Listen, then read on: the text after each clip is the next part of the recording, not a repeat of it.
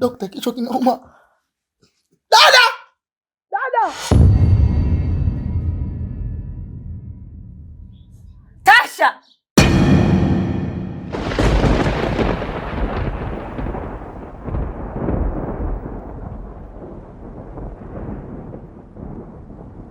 No.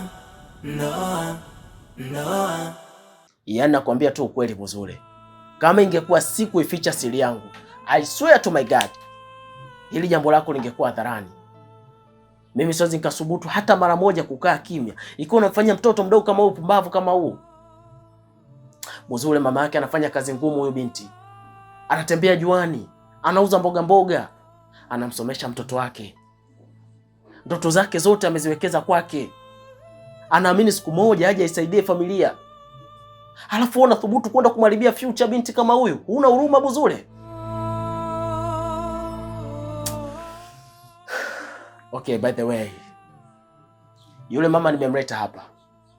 Kama ningeamua kukuchoma basi ningekuchoma. Ningemwambia tu kwamba binti yako yuko ndani. Angeingia humu na angemkuta kweli binti yake. Unafikiri ungekuwa katika hali gani? Sasa nisikilize kwa makini. Tunza siri yangu nami nitunze siri yako. Ukithubutu kuitoa siri yangu au kunifuatilia katika njia zangu, Buzule, yana kuapia Buzule, ukitoa siri yangu, I swear utaenda kunyea debe rumande.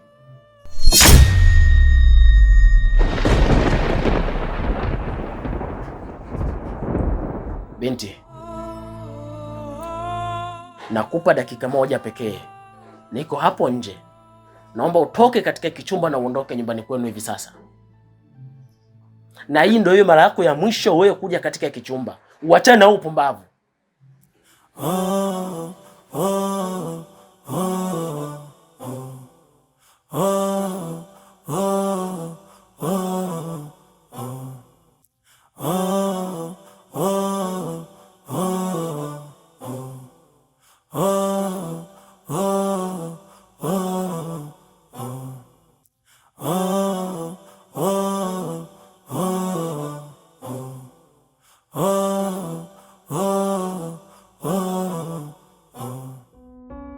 Karibu sana Dr. Emmanuel.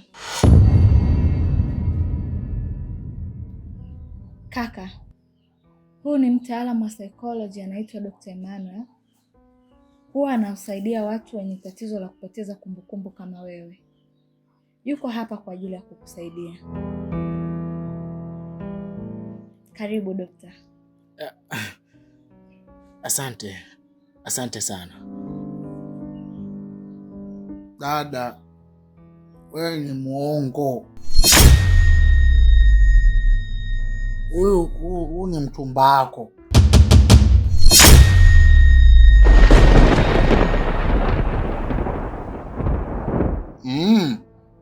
Unasemaje huyu ni Dr. Emmanuel? Huyu ni mchumba wako. Amekuja hapa kumtambulisha. Unasema mchumba wako? Dada, amesho mtoto mdogo, tunaongopee. Hapana kaka. Huyu ni daktari. Kwa nini kila mtu anayekuja hapa unasema ni mchumba wangu? Huyu ni dokta, tafadhali naomba msikilize. Sisi kumsikiliza. Ndamsikiliza tu kama shemeji yangu. Unajua mimi huyu ni mchumba wako. Wewe unasemaje daktari wakati kuangalia hapa mnaendana? Neno wapenzi. Sasa shemeji sikiliza. Mimi nishachoka kila siku dadangu unamchezea tu muoi. Mimi dadangu samui lazima umuoe dadangu. Nishachoka dadangu kuchezewa. Damu nzito kuliko maji shemeji. Hapo undoki akotoe mahali. Kaka, hemu mwache mgeni. Dokta, karibu. Asante sana. Mkaribisha mara ngapi? Ameshakaribia shemeji. Kwa mahali hapa ndo uondoke. Ili tuelewane, natuma mtumbe dadangu rasmi. Sasa toka dadangu kuchezewa. Sikia shemeji. No.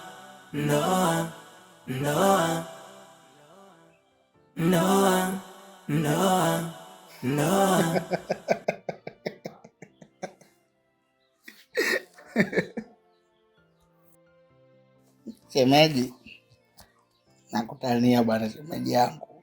Karibu sana. Jisikie huru, jisikie upo nyumbani.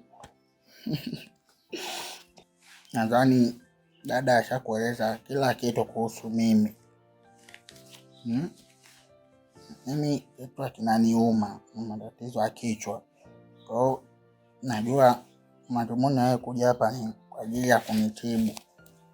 Sasa ukishanitibu mimi, naomba umsaidie na dadangu kipenzi, maana naye ana matatizo ya kupoteza kumbukumbu.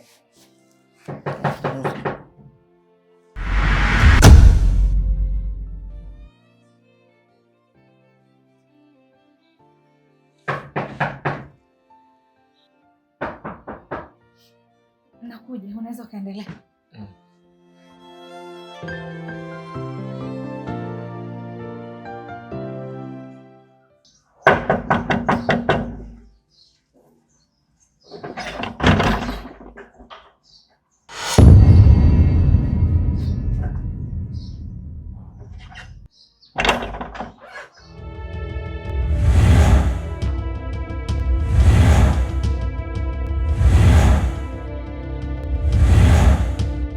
Umefuata nini nyumbani kwangu?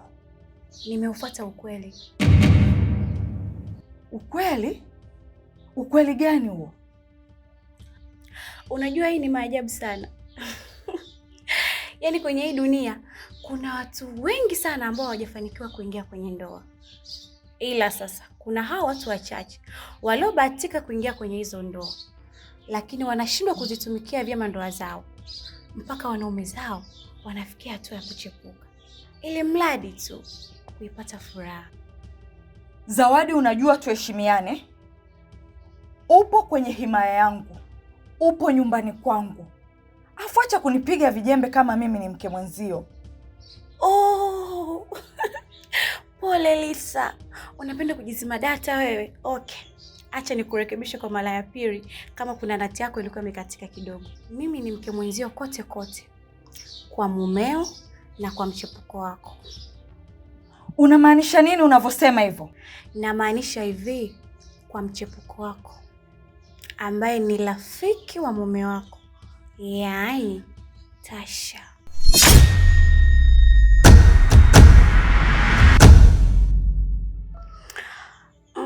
Kwa hiyo utachagua wewe Lisa, tugombane kwenye ngo ipi?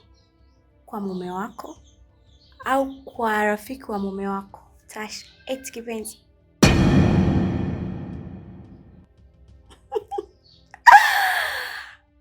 No.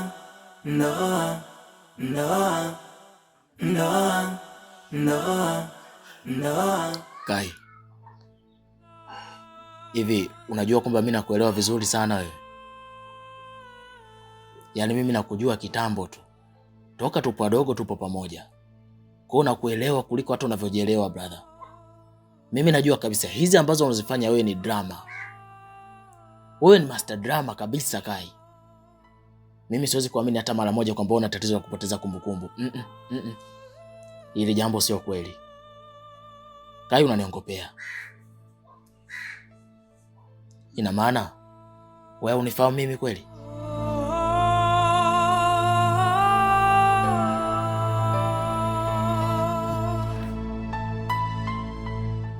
Dokta, mimi nakufahamu kama shemeji yangu. Unakujua kama shemeji yangu Dr. Emmanuel au kuna lingine? Kama kuna lingine niweke wazi. Huenda labda mimi ndo nimesahau kila kitu na dada yangu usimkumbuke. Mimi nakujua kama Dr. Emmanuel. Kama sijakosea. Oya, hebu nisikize kwa makini basi. Wewe mwanangu hadi unanifanyia drama kweli? Yaani how come?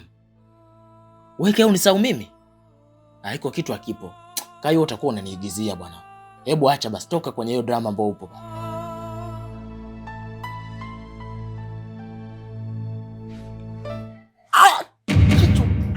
Dokta, kichwa kinauma.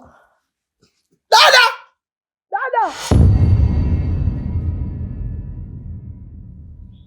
Tasha!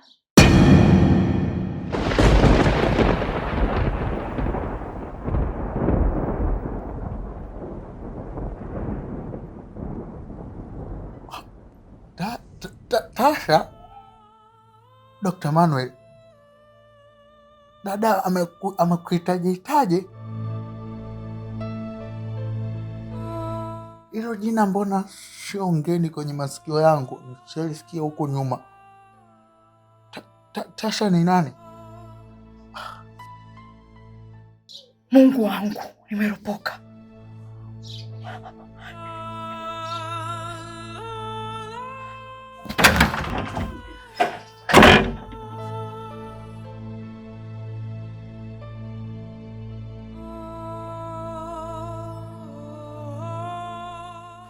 Dr. Emmanuel, umemfanyaje kakaangu? Mimi sijafanya chochote, naona alikuwa tu anaongea ghafla akaanza kupiga kelele. Kaka, upo sawa? Niko sawa dada. Nafuu kidogo. Pole. Asante.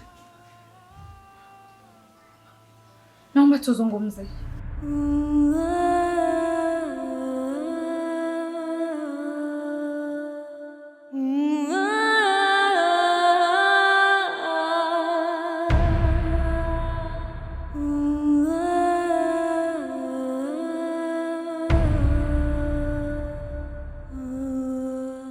Mbona sielewi?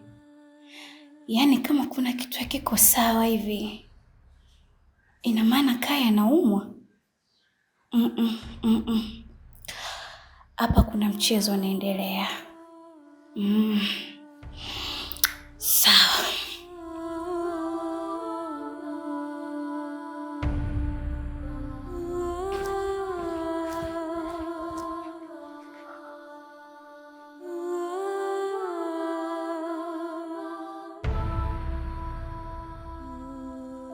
Lisa, hebu naomba nisikize kwa makini. Yaani huyu Kai mimi naona kabisa anatuigizia. Kwa sababu haiwezekani, yaani Kai apoteze kumbukumbu. Kivipi? Unajua mimi Kai namfahamu vizuri sana toka tukiwa watoto. Yeye ni mtu ambaye anapenda sana kutengeneza drama kwenye maisha yake. Kwa hata hili usikuta anatuigizia tu, hana chochote. Tasha, anaigiza vipi? Na mimi daktari amenipa majibu ya vipimo kabisa. Na ameshauri kwamba tusitumie nguvu nyingi sana kumkumbusha. Hicho unachokifanya wewe ndio maana kichwa kinamuuma anapiga kelele. Lisa. Hebu nisikize kwa makini. Mimi Kai namjua kabla hata yako wewe. Mimi na Kai tumekuwa sehemu moja. Namuelewa tabia zake kiundani. Hii tabia kutengeneza drama hajaanza leo wala jana. Hii ni tabia yake tokea siku za nyuma. Yaani amekuwa ni mtu kutengeneza tu drama siokuwa na maana. Kwa mimi yani kila nikikaa nikisukuti naona kabisa kuna kitu hakipo sawa. Huyu Kai anatuigizia. Sawa. Mimi na wewe anatuigizia. Lakini amekuja hapa mdogo wake. Anamwambia kwamba ni mchumba wake na anataka kumuoa. Ina maana anaweza kumuigizia mpaka ndugu yake? Hiyo si laana kabisa Tasha. Tatizo lako Tasha, wewe kwenye kila kitu unajikuta ni master planning. Ila kuna muda plan zako zina fail.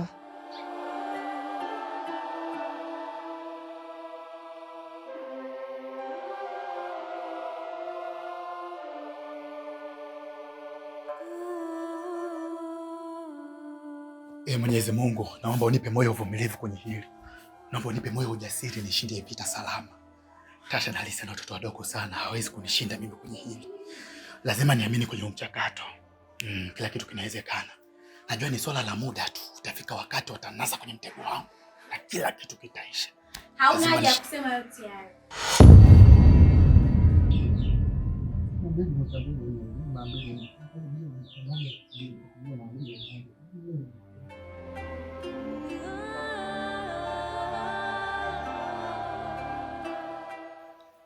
Najua unaumia sana Kai. Lakini haina haja ya kuyafanya yote hayo unayoyafanya. Maana huyo mtu anayekufanya wewe ulali, anakuumiza kichwa. Yuko na mpenzi wake na wanapendana sana. Na wewe mwanamke wake ni mwanachuo. Anamgharamikia kwenye kila kitu. Sasa nashangaa wewe hauishi kwa amani kwa ajili ya Tasha. Na huyo mwanamke ndio udhaifu wa Tasha. Ukitaka kumuini Tasha, umtumie huyo mwanamke ambaye yupo chuo. Ndio itakuwa mbinu yako sahihi kabisa ya kumkamata Tasha kwenye mtego wako. na nina imani ukifanya hivyo utakuwa umefanikisha kwenye kila kitu. Sorry. Wewe ni nani?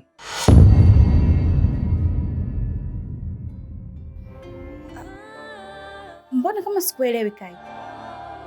Au nijui mimi leo? Mbona kama haupo sawa Kai? Yaani kama umechanganyikiwa hivi, umepatwa na nini? Wewe ndio uko sawa, maana umeingia kwa nyumba watu umevamia hata sikujui, ndio maana kuuliza wewe ni nani?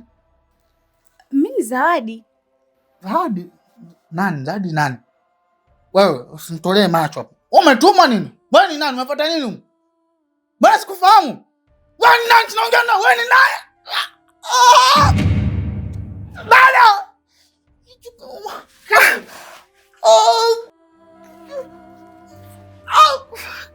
Kai. Umefuata nini nyumbani kwangu wewe? Mimi nimekuja kuzungumza na Kai. Kwanza naomba utoke, toka nyumbani kwangu. Kai. Lisa.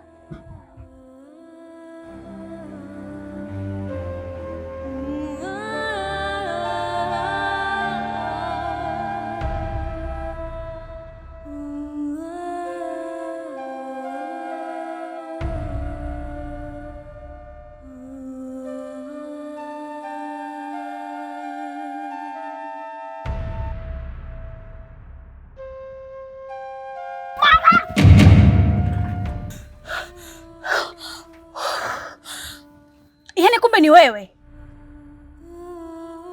Aya, niambie, umefuata nini nyumbani kwa Kai? Nakuuliza wewe Tasha, umefuata nini nyumbani kwa Kai? Au bado ndo unaendeleza hizo drama zako? Wewe unaniuliza kama nani? Nakuuliza hivyo kama mpenzi wako.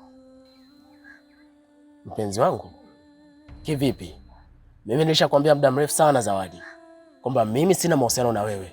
Sasa unalazimisha kusamini mpenzi wako? Nilisahau. Mimi sio mpenzi wako kweli. Mpenzi wako ni yule mwanamke uliokaa naye chini, mkapanga mipango ya kumwekea madawa mume wake, ili mradi tu muenjoy mahusiano yenu. Wewe ni upumbavu gani ambao unazungumza? Ni mwanamke gani ambaye mimi nimekaa naye chini na nikapanga kwamba eti aende akamwekea madawa mume wake? Hakuna nisichokijua Tasha. Najua kila kitu. Wewe na Lisa ndio mmemwekea madawa Kai, ili mradi tu achanganyikiwe. Nisikilize nikwambie Tasha, iko mnachokifanya kwa Kai sio kitu kizuri.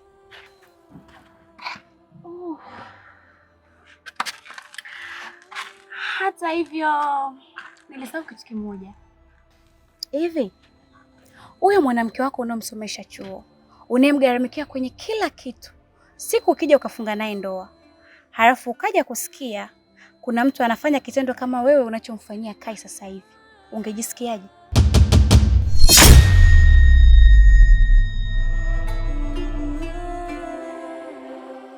Oh, umevulugwa Tasha. Pole. Goodbye. Have a nice day.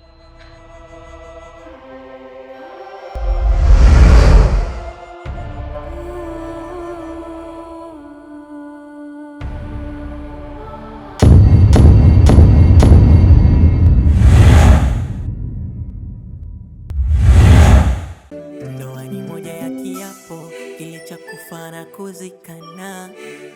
Ndani ina siri nzito, ila nje yake ina furaha. Ndoa inaweza kuwa ufunguo au inaweza kuwa kifundio.